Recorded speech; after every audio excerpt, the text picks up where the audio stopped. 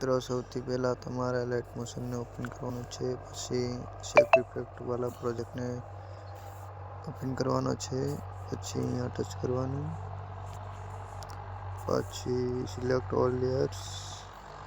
પાછું અહીંયા ટચ કરવાનું, પછી કોપી લેયર્સ, પછી અહીંયા કટ કરી લેવું, પાછું અહીંયા કટ કરવું, પછી બીટમાર્ક પ્રોજેક્ટને ઓપન કરવાનો,